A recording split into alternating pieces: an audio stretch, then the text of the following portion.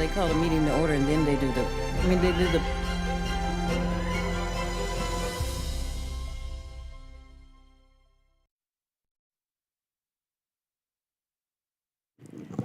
The Pledge of Allegiance will be led by Trustee Shirley Tyler Hayes. Ready? Begin. I pledge allegiance to the flag of the United States of America and to the republic for which it stands, one nation, under God, indivisible, with liberty and justice for all. All right, at this time, I would like to call the meeting to order. Approval of the Library Board of Trustees meeting minutes of November 19th, 2024. Do we have a motion? I move that we approve the minutes of November 19th, 2024. Do we have a second? I second. Okay, a motion was made by Trustee Heineman and seconded by Trustee Leonard. Ms. Backus, will you please take a vote? I'm sorry. Oh, automatic, okay.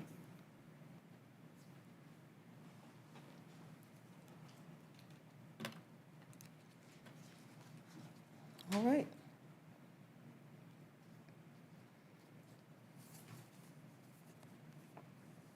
Okay, the minutes were approved.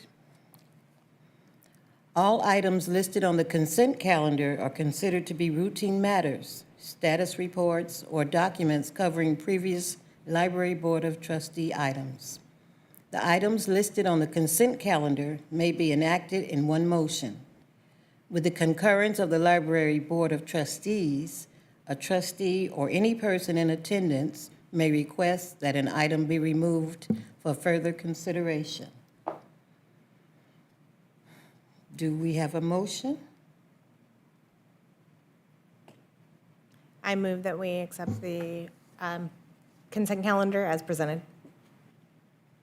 Do we have a second? I second. Okay, a motion was made by Trustee Leonard and seconded by Trustee Tyler Hayes.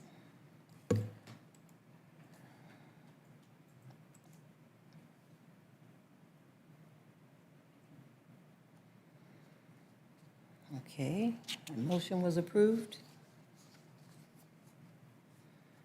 Persons wishing to address the Library Board of Trustees on items listed on the agenda are requested to identify themselves and state the matter on which they wish to comment. No action will be taken on matters not listed on the agenda. The Library Board of Trustees would appreciate your cooperation in keeping your comments brief. Ms. Backus, are there any speaker cards from the public? No speaker cards from the public. Are there any written comments from the public? No written comments from the public. Okay. Report introduced by Community Services Director Donna Finch. Report given by Library Manager Danielle Whittington.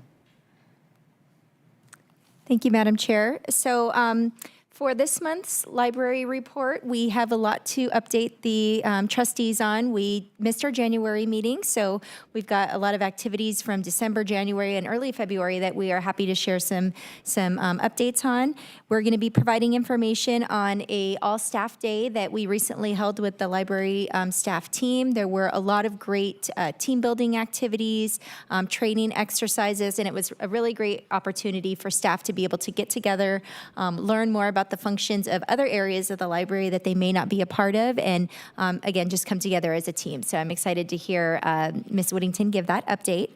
We're also going to be providing information on a new wrap that was just recently installed on the on-the-go vans, and a new patron survey that is going to be launched as part of our strategic planning efforts. One of the things that we had committed to doing with the strategic plan was surveying our residents to find out more about how they use the library, the types of services that they would like to see there. So this is the first stage of that, to be able to get some additional information from patrons regarding that. As usual, we'll provide an update on some upcoming events that we have for the end of February and the month of March. We'll be presenting our top titles for fiction and nonfiction for the months of December and January, discussing some upcoming volunteer opportunities, and then providing an update on incidents at the library. So I will go ahead and turn it over to our library manager, Danielle Whittington, to give the updates. Thank you, Director Finch. Good evening, Madam Chair and trustees. Long time no see. It's good to see you. So I just wanted to start off with our wonderful all-staff day. It's one of my favorite things to do with the staff. So it occurred on the 10th, and we had a series of trainings. We also had like rotating centers so that we were all divided into different groups, so you could potentially meet someone that you hadn't met before. Whoops, sorry. There we go. And it also, we got a review on library safety, as well as LIC training, so that's librarian in charge training, and then we walked around the building. We got a tour of the new heritage room and areas where we could potentially assist people if they came up with any sort of research questions. Had lunch together. We shelf read together, which is probably one of my most favorite things because it allows me to be a librarian. But probably the best thing that came out of that day, besides getting to also see the trustees there, was that we completed our Culture City training, which means that the Corona Public Library and the staff are all now sensory inclusive certified. So we are, with Culture City, we are the only library in Southern California that currently has that training, so, and that certification. So I'll probably be coming back next month just to show you some of the signage that's going up there, going around the library, and some other events and programming that are just going to be centered around that. I wanted to take a moment to just sort of thank the City of Corona's communications team for coming up with this beautiful new wrap for Library on the Go. It's got books and kids and cats, which was a big hit with the staff. Also wanted to thank the Friends of the Library for purchasing this van long time ago. So we're also working in conjunction with the City of Corona communications team to potentially get the other van wrapped, so it's all within the same branding. As a part of our strategic goal, we are trying to survey our patrons who come in. So we're trying to collect data to understand why people want to come into the library. Is it just for programming? Do they just want to come in and get a book? Are they here for only ESL classes? And so we want to make sure that we are offering events, programming, and resources that are catered specifically to our community members. We hope to have one in spring and one in summer, and what that is going to entail are some of our staff members will be at the front and asking people, hey, thanks for coming to the library. Would you like to take just a 2-minute survey just so that we could better update our services for our community, and it also helps us to fulfill a strategic plan goal. So it's going to be asking questions about the building, our resources, just general demographics, and then as a reward for them to come over to our table, we're going to offer a promo item. So, but don't worry, you're going to get a promo item without having to take said feedback. So thanks. We have a couple of events that are coming up. We have our lovely In and Out Cover to Cover program. It's from for ages 4 to 12, and for every 300 minutes, they can earn a free burger. And if that doesn't get you reading for those ages, I don't know what will. So that is happening, that occurs on March 1st, and you can track your minutes through our reading program Beanstack. More information is available at our library if you need a tutorial or a run-through of Beanstack and how to count your minutes. Next, we have our Mystery Book Club on March 3rd. It starts at 6:30, and this is for our adults. Wacky Presentations is on March 6th. at 5:30, and it's for 7th to 12th graders. And these wacky presentations, I don't know if you've ever seen it on social media, but it's people who have a wacky idea and they want to present it to people. So yeah, it's actually pretty funny because people can get very impassioned about them, and but it's all in good fun. And then lastly, we have an Earth Science Day that's going to be on March 11th, and that's for all ages, and we're going to be hosting that through our Maker Exchange. So for December, our top titles were My Hero Academia. It has dethroned Pokemon, regrettably. And then for nonfiction, again, Primary Phonics, the sets seem to be doing just phenomenally well, especially with our homeschooling groups. And then lastly, for our ebooks, Book Thief was the top for December. And for January, Naruto was our top fiction checkout. Pokemon was number 3 again, sad. But Primary Phonics, again, it's just going to consistently do well. And something that I thought was really interesting was book 6, which was Python for Kids, and that's just learning how to program. And so I thought that was really fun. And then lastly, for ebooks, Child's Deep Down. So this is our calendar of events for March. As you can see, we have our Decades of Discovery. That's going to be our theme for National Library Week, which starts on March 31st.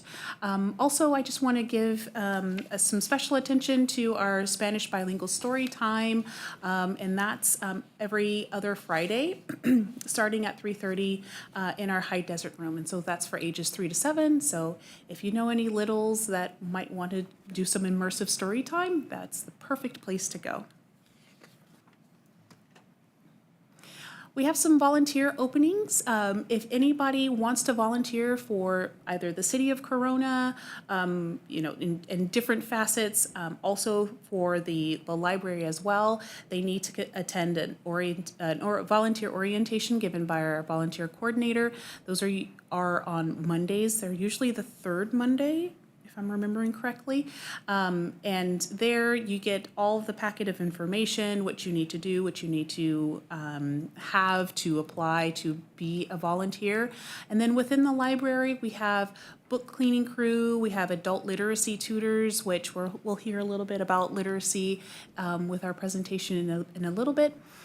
We have our homework helpers, friends of the library, and the Heritage Room is also looking for volunteers. And we also have many more volunteer openings if you don't want to do any of those. One of the things that I've been asking other library managers and directors is, how do you let your trustees know about what goes on in the library? Maybe not the fun programming and the wins, but some of the incidents that happen. And one such library director said, I present them at the trustee meetings, and that's how they stay informed with some of the things that happen at the library. So I wanted to take a moment to update you on some of the incidences that have happened from December up until today. We've had, actually, that should be 3 suspensions. One happened today. And so some suspensions do follow our code of conduct. For a first violation, they do get a warning, and they are alerted to our code of conduct. The second violation, we ask them to leave the library. Third violation, they get a 30-day suspension. Fourth violation has to go through the Community Services Director for approval, and that's 31 days to a year. It just depends on the severity of the incident, and anything after that requires many more people to be involved. We haven't reached that point yet, but we have had 3 suspensions in the past couple of months. We have had 5 incidences with drugs and drug paraphernalia within and outside the library. And we did have 1 incident report. And so that's usually something that happens within the library. Somebody gets hurt, and we just need to make sure that gets noted and then sent to risk management just in case. Also, during the the all-staff meeting, we did go over library and patron safety regarding drugs. And so just gave the staff an overview of, hey, if you see drugs or drug paraphernalia, please do not touch it. Fentanyl is very powerful, and you don't know what's on the outside of anything. So I've told them to make sure we cover it up and then call PD immediately so that they can come and retrieve it in a safe manner. Also, we've been assessing library safety with Corona PD, the Community Services Director, Facilities and Parks. So that's just going around the building, seeing areas that need more light, seeing areas that need less vegetation, just a better line of sight to the front door of the library. And so we're going to be implementing some of those changes within the next couple of months. And then lastly, we have some upcoming items. In and out cover to cover starts March 1st. March 17th, we do have our volunteer orientation, which starts at 6, and that is going to be in the Francis Aldama Martinez room at the library. March 25th, our Library Board of Trustees meeting. At that meeting, we'll have a presentation by one of our librarians on our e-collections and an Aspen report, and then Vets Connect should be here to also give an update. And then lastly, National Library Week, Decades of Discovery. We're going to have activities planned throughout the week for all ages, and that starts on March 31st. Any questions?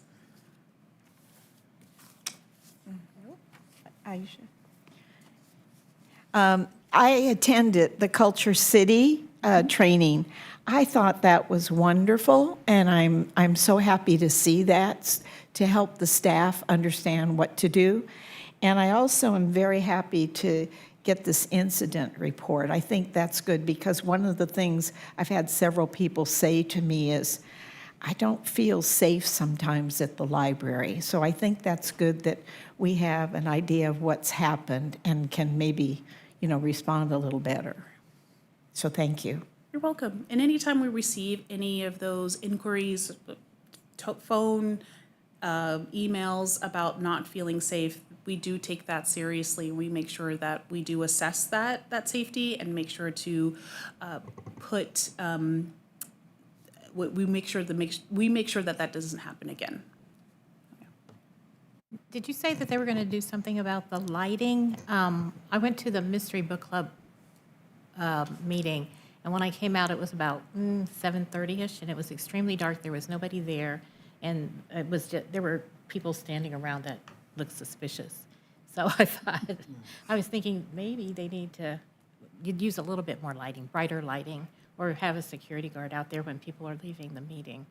Yes, that was one of the assessments that was noted by PD and also the Community Services Director, is that because of the canopy of the trees that are out there, it causes the library to look a little bit more dark. So there are, we are investigating additional methods of adding more light to those columns so that the library is a little bit brighter. But Director Finch can speak to more if she wishes. Yes, so we did do an assessment, as Ms. Whittington mentioned, with PD, and we also did another walk around after with our facilities team and our parks team. So there's several recommendations that are coming out of that. Thinning out the trees is one, adding more lights, redoing some of the landscaping areas where we're putting maybe along some of the kind of the hidey holes and the fences where people are able to jump down into the patio areas, putting more invasive plants where it makes it more difficult and painful, I guess, for them to try and access those areas, and just try and secure the space as best as we can through more of an environmental design standpoint. There's a lot of opportunities there for people to kind of hide out and do activities that shouldn't be done around the library, and then some of that tends to trickle inside. So we really are focusing on trying to secure the outside first and then make some minimal changes inside as well. Yeah.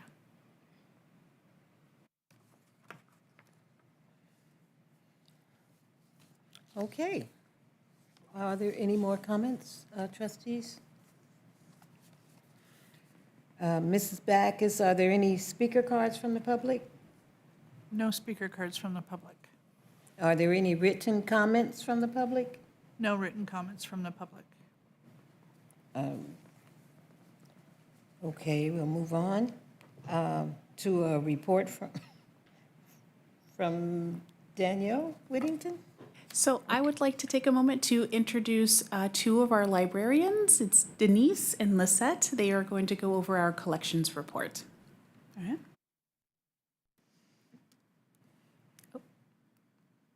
Oh, hello. Hi. I am Denise. I'm the children's librarian. And I'm Lisette, and I'm the teen librarian. I'm going to go over just a quick overview of the collections in general, and then I'll start off with children's, and I'll pass it off to Lisette to tell us about the teen collections. So this is an overview of the total physical item collections at Corona Public Library. We have a total of 67,373 physical items currently in our collections across adults, teens, children's, and the Heritage Room. Today we're going to focus on the youth collections, which include the children's and the teen books. Our youth collections make up a combined 66.7% of these items, with 41,313 children's books and 3,593 teen books. Also, according to the latest census data, there are an estimated 37,800 children and teens living in Corona, which means that as of last summer, we've accomplished holding over one book per child at Corona Public Library. It's really exciting. This is our total circulation. Circulation describes, of course, the number of total checkouts of library materials. So we're trying to accomplish the highest circulation possible across all of our collections.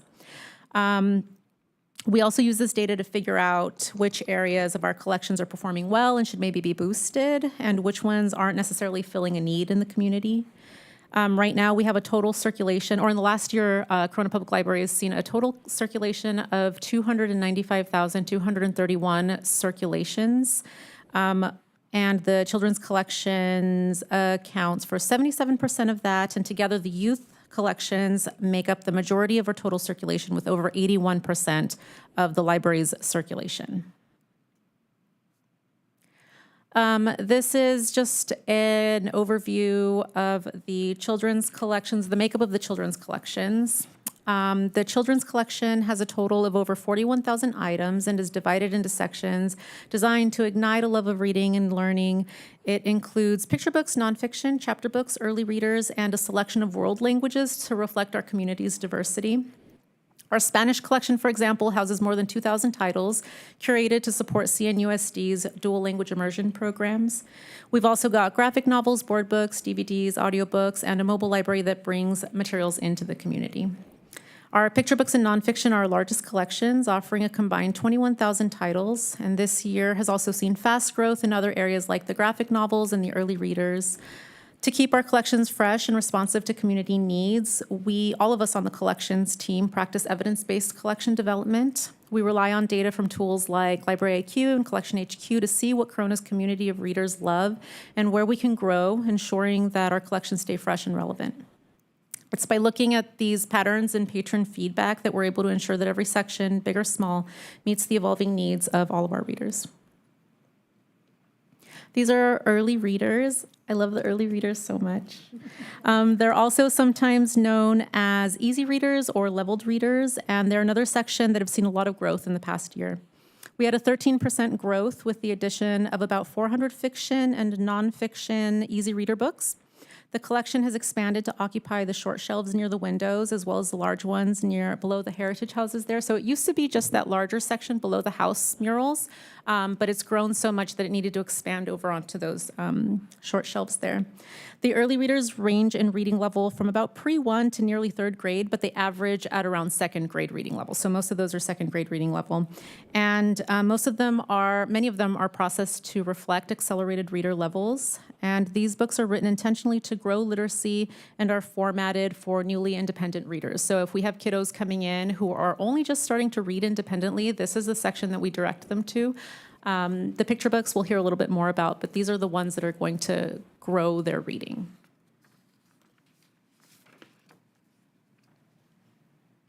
These are the picture books. This is the collection that houses all of the classics and currently best-selling storybooks and read-alouds that we all love. Our picture books have a unique shelving scheme where they're classified into a subject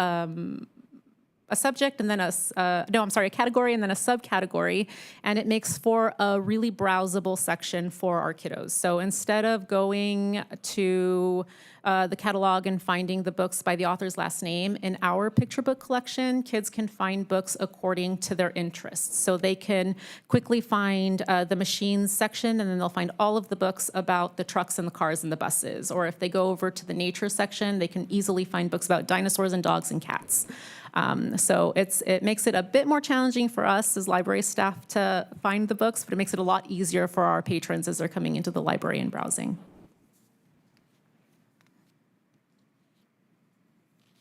Oh, also the expansion, sorry. We added 500 new titles to the picture book collection in the last year, so that collection has also had to expand to that section underneath the mural there. What was there before was transitioned out so that collection can grow because it's just always growing. Space is a valuable commodity in the children's room. Okay, our nonfiction section saw a bit of a refresh this year with a focus on updating science, technology, engineering, and math titles. We purchased 156 new books on themes ranging from robotics to computer technology and artificial intelligence to aerospace engineering. I saw on the update about the most popular titles recently that 2 of them were from the new STEM update, that Earth book and then also the coding book, so that's really nice to see.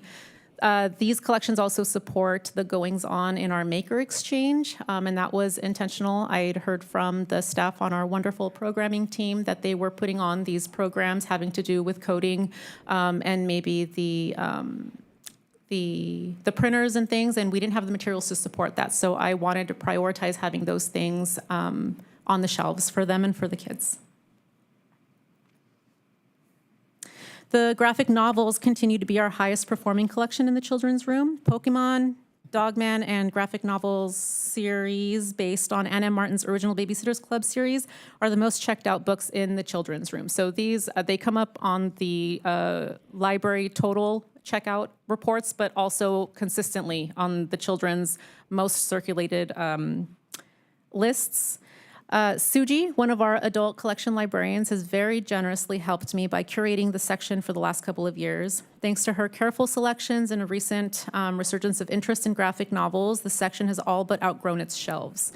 As a result, I've allocated twice the budget set aside for them in fiscal year 23-24 for 24-25, and I hope to do some creative shifting of the world language collection section to accommodate its growth, as well as a new children's manga section to complement the existing graphic novel section. So the section is always very tight, and we're all really glad to see it growing at the rate that it is. Okay, so although books on CD have gone away at Corona Public Library, audiobooks are still available in the children's area. In addition to our e-media selections, we also have physical audiobooks in updated formats. So the Wonder Books offer kiddos the opportunity to read along by including the print version of a book along with the MP3 module that kids can listen to out loud or plug headphones into. Wonder Books are primarily fiction books, but more recently I focused on growing a dedicated nonfiction Wonder Book section that's circulated very well too. The playaways are typically longer chapter books and come with only the audio component. These books are incredibly popular. I practically have to buy whatever is produced every month just to keep up with the demand. And with the help of the literacy grant, this collection has nearly doubled from around 175 items last year to 335 items now. Our board books are very popular. Babies love the board books, parents love the board books. Their inclusion by our amazing programming team, again, they're the best promoters of our collections, probably in the library through their programs. In the toddler, they include them in their toddler and little one story times, and that ensures their constant circulation and frequent need for mending and replacing. The board book selection, which lives in the toddler play area that we can see there, is the most popular post-story time attraction in the children's room, and the circulation rate is so high that Library IQ has recommended the addition of more board books than we can actually physically house. And while there's not space right now to shelve 10,000 more board books, that was literally the recommendation for us to buy 10,000 more board books. Demand is definitely high enough to land the section on the list of upcoming projects and hopefully an expansion.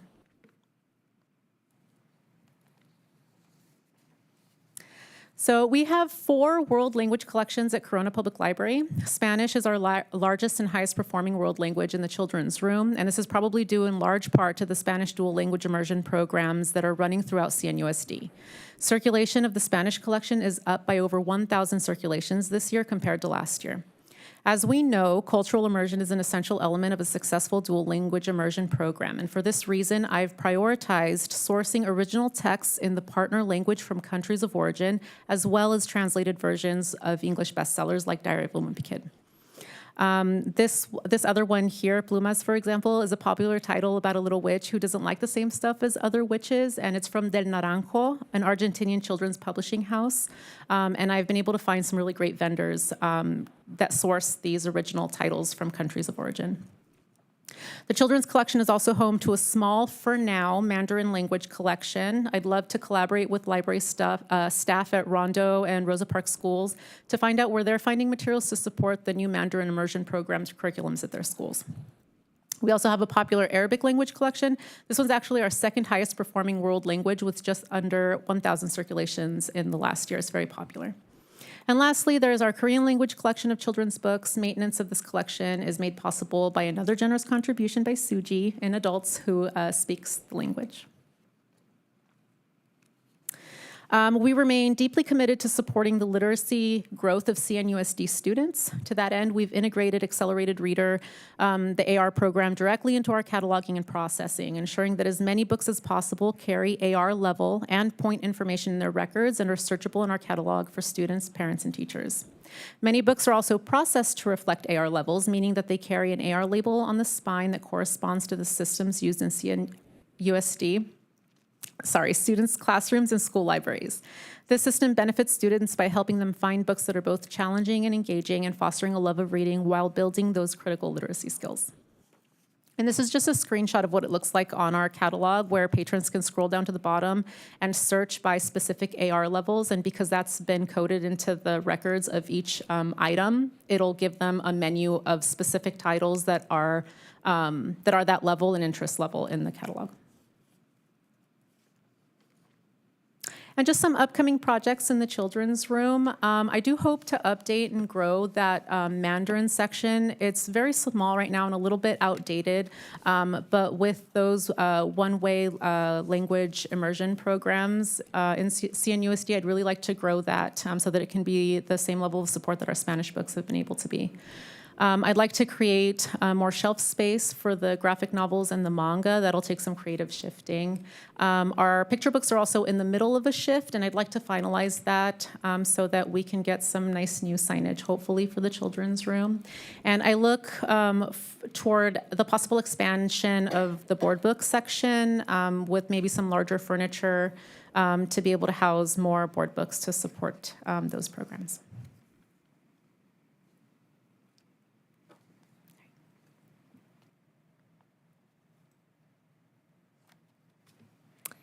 Okay, the teen collections, also known as young adult literature, consists of books that are written for readers aged 12 to 18, so that's about 7th to 12th grades. They focus less on reading levels and more on the storytelling. So teen books often explore the complex feelings and experiences of growing up through fictional worlds. Our teen collections include regular fiction, graphic novels, manga, and then ebooks and digital audiobooks as well. The teen collection contains nearly 3,600 physical items, the majority of which are hardcovers. I've noticed that our teens do tend to prefer hardcovers over paperbacks, so that's why we have a lot more of those. And Manga, which are graphic novels originally published in Japan, are currently very popular, and they make up a quarter or almost a quarter of the collection. We also have some Spanish language books for teens who like to read in Spanish.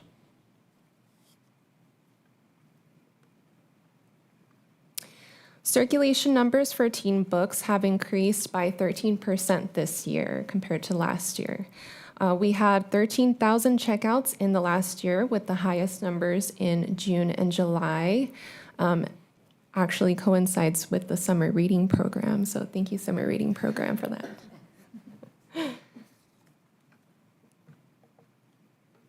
And teens are also using our e-media apps like Hoopla, Cloud Library, the Palace Project. And of course, Hoopla is our most popular one, as I'm sure you all know. It's #1. And in 2024, we actually had over 1,500 audiobook checkouts and over 300 ebook checkouts on Hoopla. And comics continue to be popular even in digital formats, with over 600 checkouts on Hoopla alone. Here are a few trends from the teen collection. Manga and graphic novels continue to have our highest turnover rates.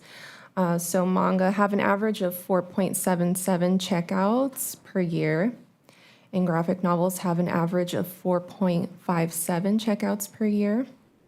Our most popular genres for teen books overall happen to be romance and mystery, which I found a little surprising because it's been fantasy for the longest time, but data shows romance and mystery. And the teen area has a couple of challenges. First is the signage, which some of which are window decals that you can see in the photo there. They limit organization, which makes it difficult for us to arrange the books in a way that better serves our patrons. And second, the word cloud on the wall that is visible as soon as you enter the room, it's right there in the middle.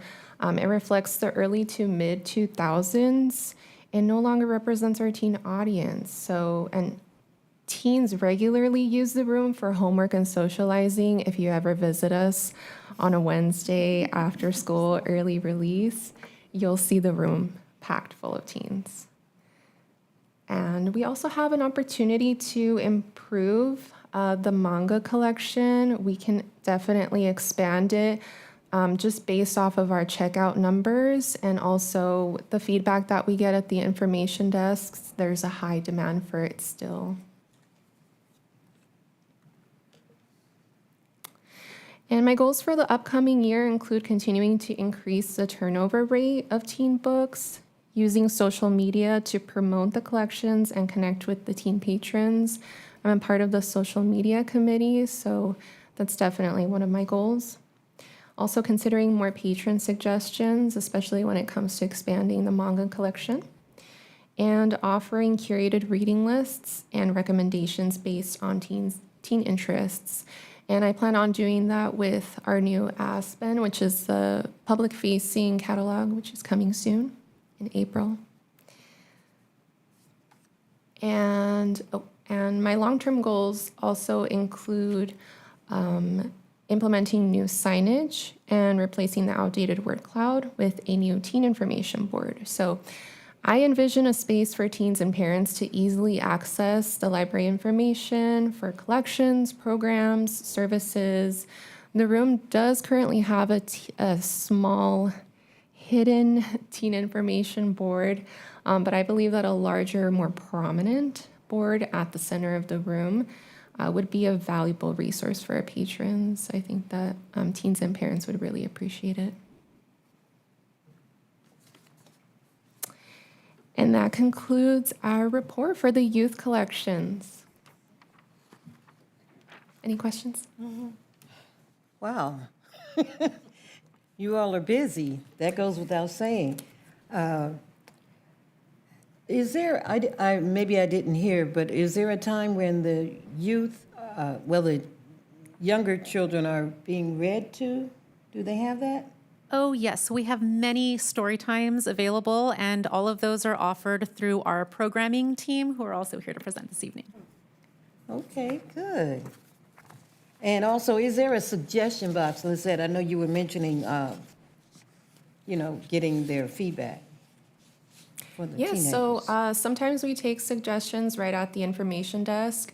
We do keep track of titles that are not in our collection. We have a form that everyone at the information desks fill out. So we receive those monthly, and we can take those titles into consideration for ordering and adding into the collection. Also, zip books tend to be a great way to know what our patrons are interested in. So that's a second method. And then another one, which I hope to add, is kind of like a ballot. So a box that I would like to place into the teen area for teens to write down their suggestions and put it into the box. And that's for the teens that are a little shy to approach the information desk. At least they're showing up. That's half the battle there, right?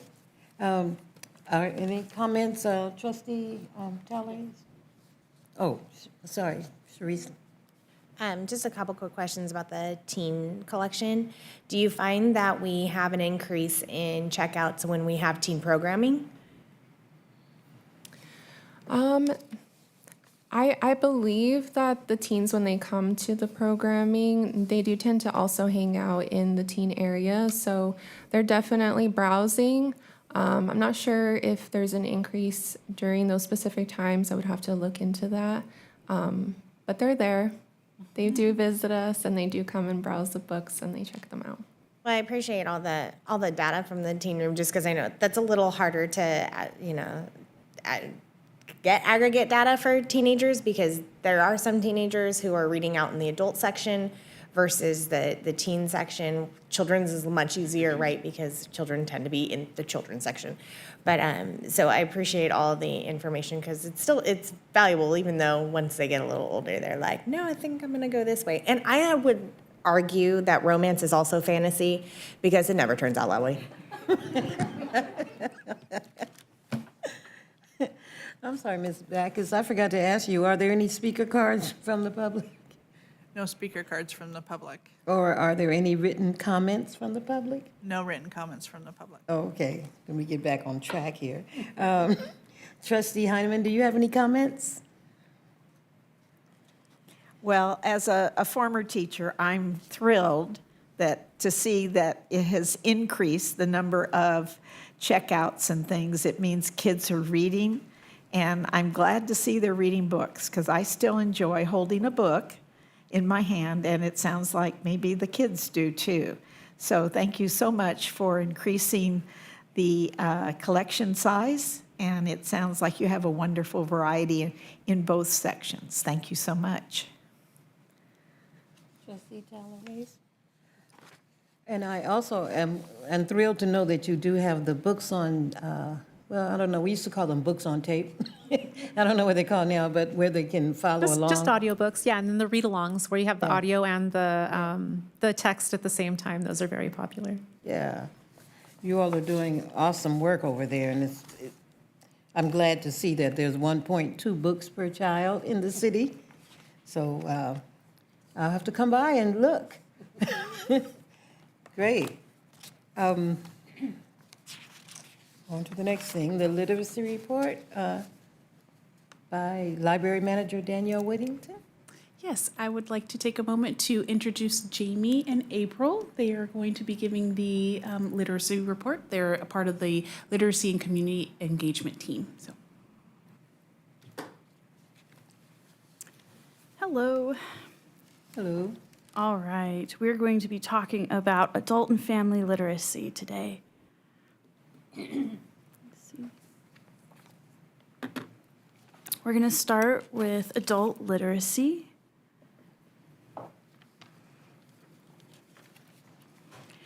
The Corona Adult Literacy Services, which we call CALS.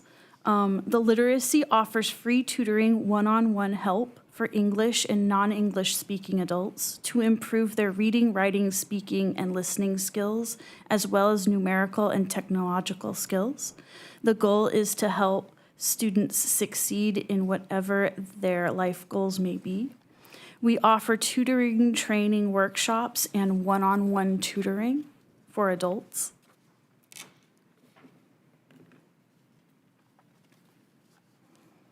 We also have a wide variety of adult classes.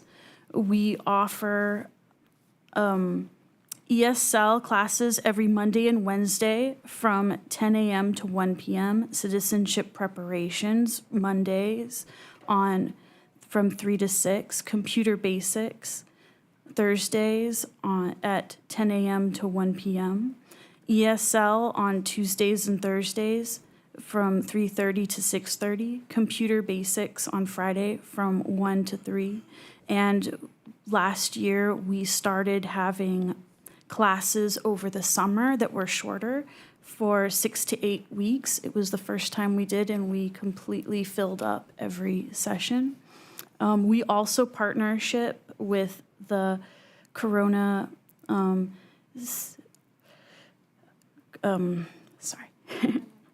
Corona Norco Unified School District Adult Education. We partner with them and we hire the teachers to come and teach our classes for us. We also have Career Online High School. This is a high school diploma. This is not just a GED that we offer for the public. Career Online High School gives our city residents a second chance to complete their high school diploma and gain industry skills that are high demand in the job markets. Eligible residents are awarded with scholarships to complete the programs, and this is 100% online. Here's some statistics that we have going on. First, we're going to start with our adult literacy tutoring. This is our one-on-one tutoring. We currently have 26 adult learners and students. We also have 25 instructors and tutors, and they are expected to have at least 1 hour a week, and so they do about 4 to 5 hours per month. Volunteer tutors contribute over 100 hours each month. We had 106 hours were contributed in January of 2025. Next, we have adult classes. These are the ones that are taught by the majority are taught by the school district. We currently have 68 active students, adult students, and we have 6 different instructors and tutors, which is approximately 100 hours per month of studying. Adult classes have open enrollment, and students may start and drop at any time. ESL classes are year-round, with computer and citizenship classes being offered once a quarter. Also, with Career Online High School, we currently have 9 students and with 5 instructors, and it is about 40 hours a month that they are learning. To date, we have 31 full scholarships have been awarded, and 17 have graduated the program with their high school diplomas.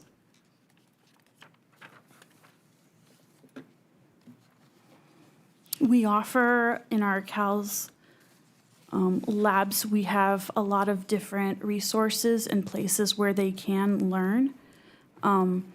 We offer the Computer Learning Center that we call the CLC. This houses most of our learning classes.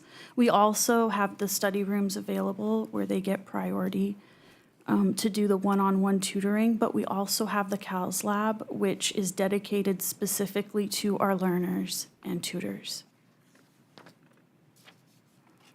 Some of the different materials and equipment that we offer to them is we have a very wide variety of reading materials, and as well as CD players and tablets that they could check out for home use to practice their pronunciation.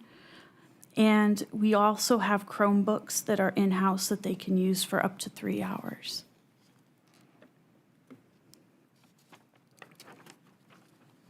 And now we're going to discuss our family literacy programs. Hello, I'm April. The first thing that I want to talk about is our story times. So we do have our regular story times, and those are the toddlers, little ones, and preschool story times. And that happens on Wednesdays every week, Wednesdays and Thursdays. For our toddlers and little ones, we usually get an attendance of 90 to 130. For our preschool is 15 to 22. And we also offer unique story times, and those we have an attendance of about 150 to 200. Wow. Yeah, and then those we have offered, for example, Star Wars story time and Halloween story time, which happens annually, and we get to see them dressed up in their costumes, and it's adorable. We also do partnerships for some of their story times. For example, we had the Riverside University Health System of Public Health, and they did a special teeth-themed story time. We had somebody come out to do a presentation on how to take care of your teeth, and we also did teeth-themed rhymes and songs. So instead of row, row your boat, it was brush, brush your teeth. We have an upcoming story time for National Library Week, Decades of Discovery. And that's going to be an 80s themed story time. And staff usually goes all out, and we like to dress up. So you'll see us in our 80s outfits.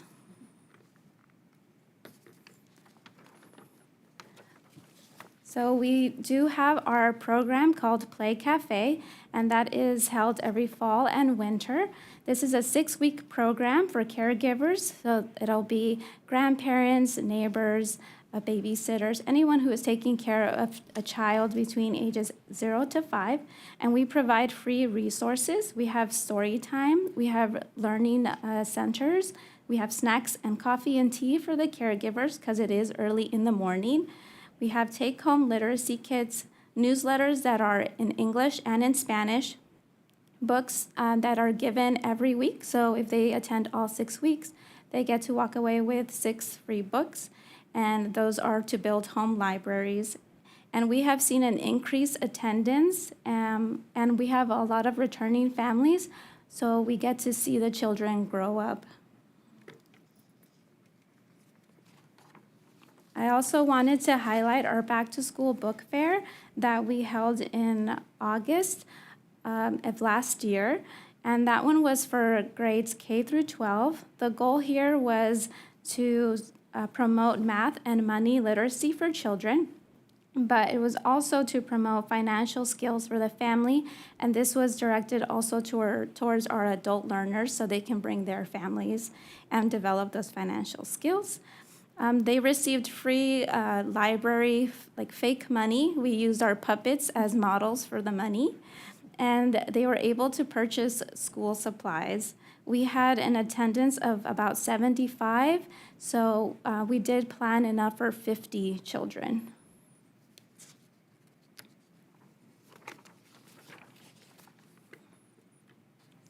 And for our adult learners and our tutors, we offer kind of exclusive events for them and their families. And I want to highlight one, which is called Cocoa Cookies and Coloring. And these are events for them to meet and learn together. We have planned learning activities and crafts so that they can meet different learning goals. These goals include conversation skills, speaking and listening.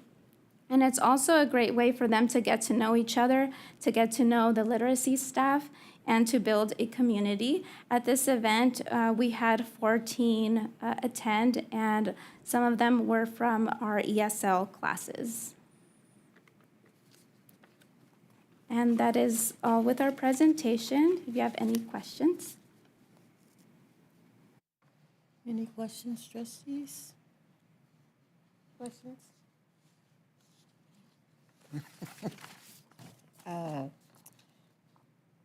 Ms. Backus, are there any, speaker cards? No, are we still on literacy? Yeah. No speaker cards.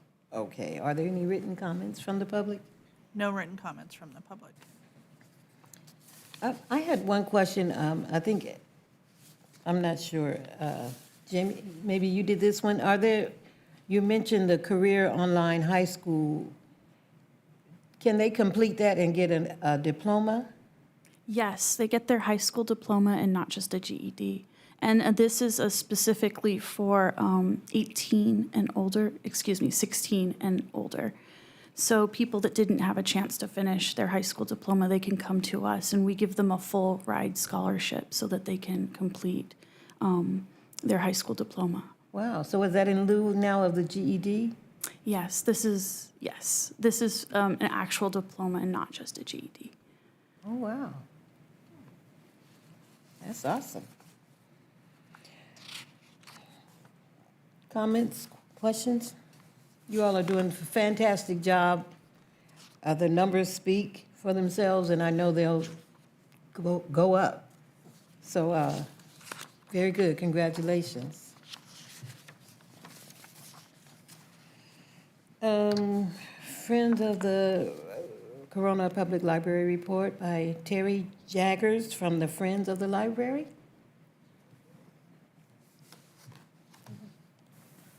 Hello, trustees. Good evening. I have to get the right width here for my paper. I'm Terry Seeger-Jaggers, the Vice President of the Friends. The Friends of the Corona Public Library has had a very busy fall and winter within the library and outside in our community. The ReaderCon Author Children's event in September was amazing. We had approximately 150 young readers come and meet authors and be able to take home a new free book. Authors discuss their characters and their writing process. We recently donated funds to purchase new round tables and chairs for the Francis Aldama Martinez room, which are really lovely. We've also donated money for Hoopla Media, which we've heard about tonight, and Zip Books. This year alone, we have donated approximately $125,000 to the library.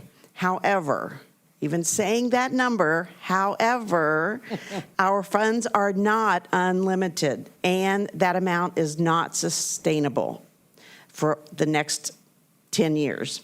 Therefore, we are lobbying council to increase funding for the library. I'm sure everyone here would love that. We held our sold-out crime and thriller author luncheon in October. In December, the Friends attended the Corona tree lighting, handing out 500 books.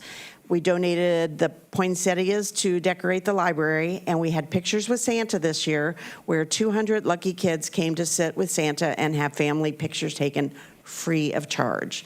We understand if you went to Tyler Mall, it was approximately $50 to get those pictures now. All of us who had children 30 years ago taking them, it was not that expensive. So we will be doing that again this year because we got such feedback that parents could get free pictures with Santa. And he was a very lovely Santa also. We also donated books to Kids with Cops this year. And we had 3 wonderful holiday concerts with Circle City Chorale, Roosevelt High School Madrigals, and Cat Christmas Caroling Troupe. We now are working to give books to some homeless and rehoming organizations also in Corona.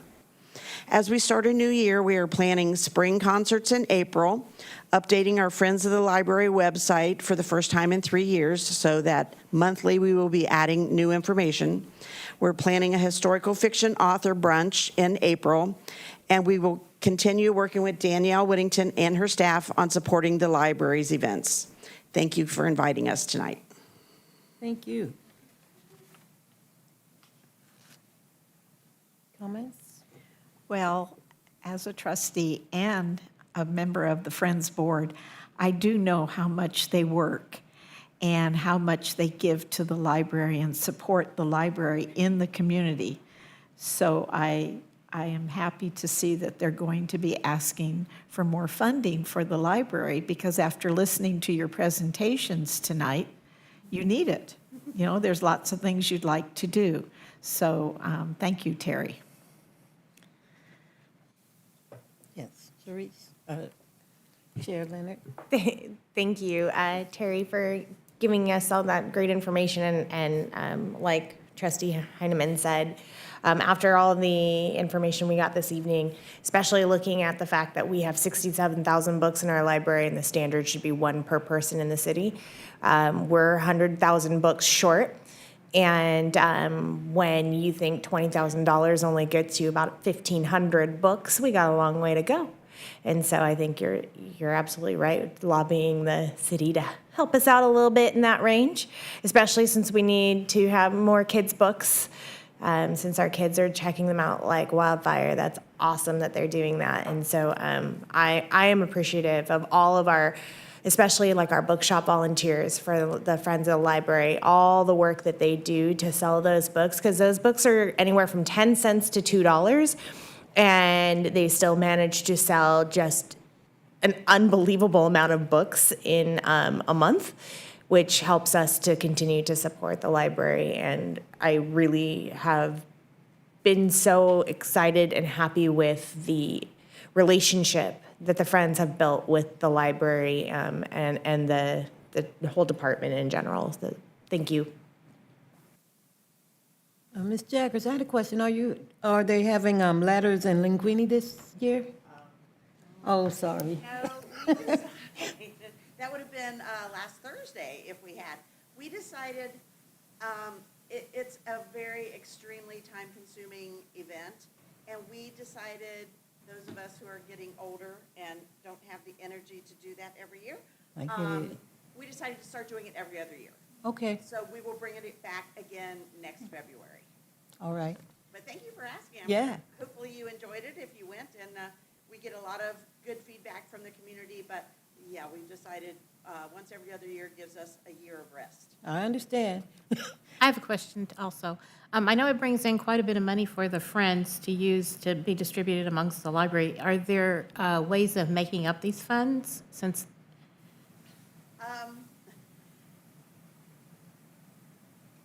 Our bookshop does so well that when we started Ladders and Linguini, that was just a icing on the cake.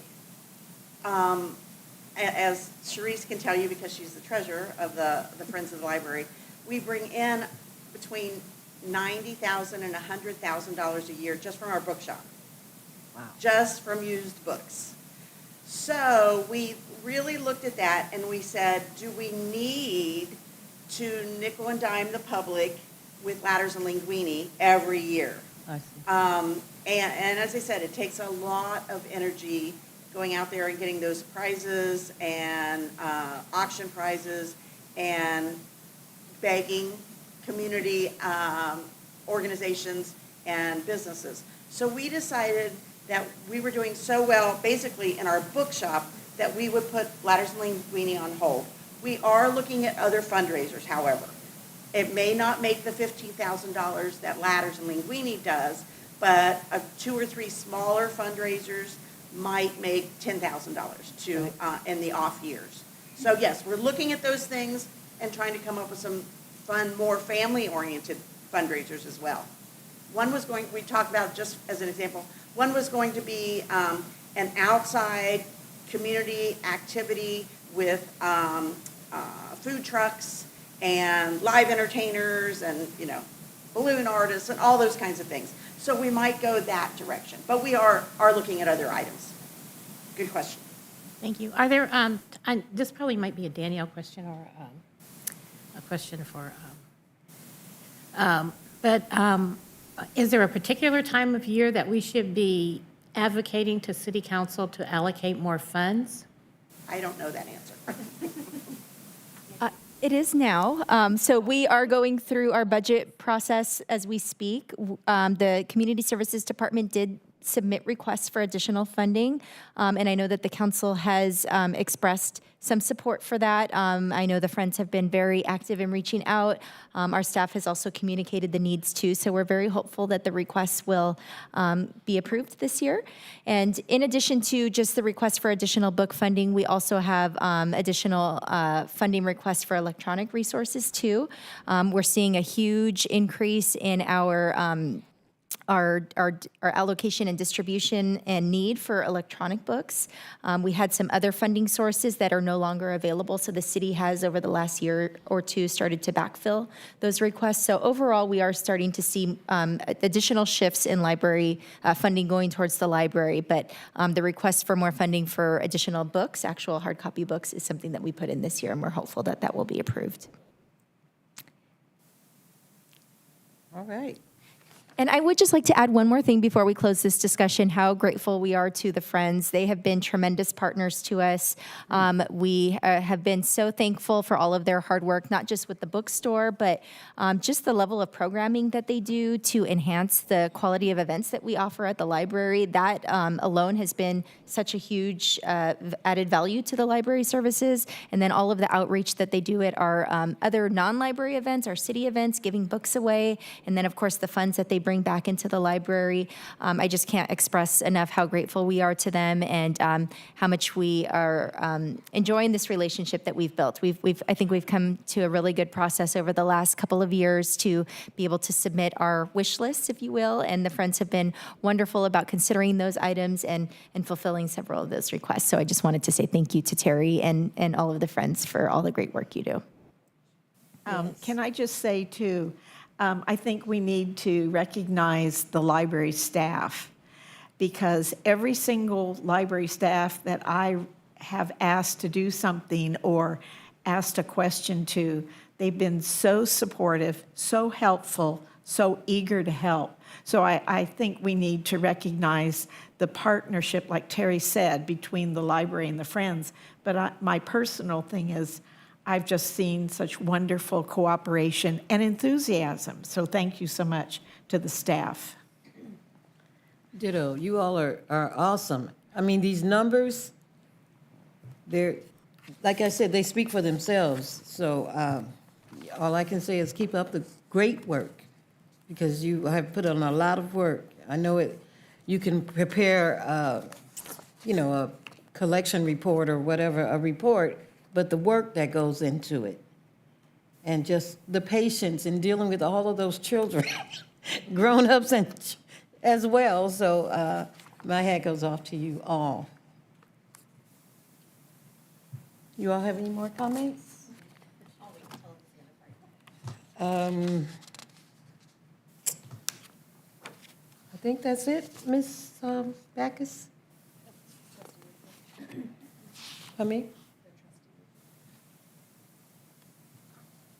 Yeah. You all have anything you want to say? You said trustee communications. I do. Okay. No, just to kind of piggyback on what Terry was saying and what Donna was saying, our shift, it's not so much a shift. We are doing well, so we're not looking at so many fundraisers or the big fundraiser ladders in Linguini. We have shifted to supporting the library in community outreach and getting more people to come into the library and utilize our programming. That's one of the reasons that we wanted to join with the library and do ReaderCon. We're getting ready to start planning our second ReaderCon because it wasn't so much just getting out into the community or buying new books. We wanted to get people into the library to utilize those books, to utilize those tables and chairs that we're purchasing. So we did that. We have this amazing community outreach chair. Her name's Becky Dell, and she plans all of these crazy events. We're just like, okay, we go with it. She's the Temu queen, and gets all sorts of great things to incentivize people to buy from our bookshop, and then you get like a free little baggie that says something about books on it, or all the blind date with the books that she puts together. She also put together our Santa photos, and FYI, we're having an Easter Bunny photo session coming up in April. And so we are just really excited about all the community involvement that we've been able to do in conjunction with the library. That was definitely a relationship we didn't necessarily enjoy before. And so it really enhances the feelings that we have that what we're doing is worthwhile. And so I think that if I could communicate anything to the trustees, it's that, yeah, there's the money issue, but, we've shifted library too, to more programming, to more community outreach, to really getting people to remember what the love of the library. As a kid, you love the library. And as adults, we tend to move away from it. And so bringing all of those people back into the library, starting reading groups with our seniors and things like that, that's really kind of our focus at this point. Well, thank you, thank you. Are there any more comments from anyone? Well, ladies, thank you for joining us at our Library Board of Trustee meeting. And we will adjourn this meeting at 6:41. The next meeting of the Library Board of Trustees will be on March 25th at 5:30 p.m. Thank you.